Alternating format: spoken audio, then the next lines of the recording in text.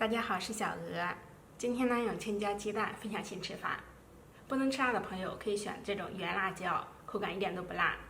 能吃辣的建议选这种长一点的辣椒，吃起来微辣才会更加美味。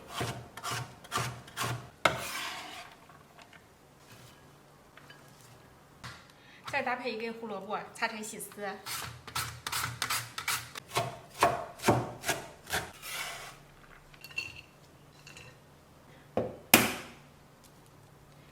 然后再打入4颗鸡蛋，不喜欢吃胡萝卜的，我们可以全部都用鸡蛋。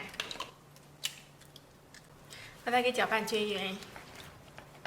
锅里面多放点油，油热倒入胡萝卜、鸡蛋。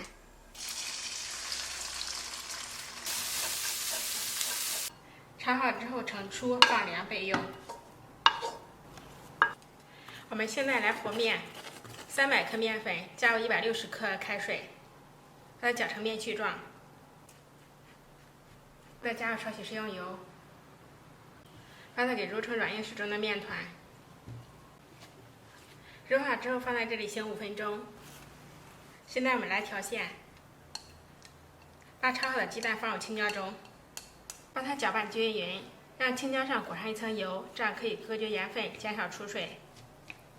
然后加入盐、蚝油，再加一点花椒粉。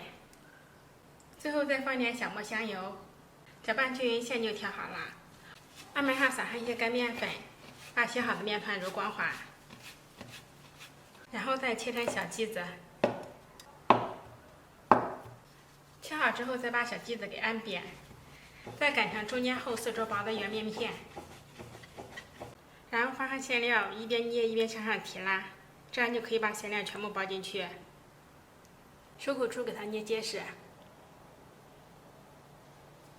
然后开口向下，把它给试探性的按薄一点，按到表皮有点微微透明就行了。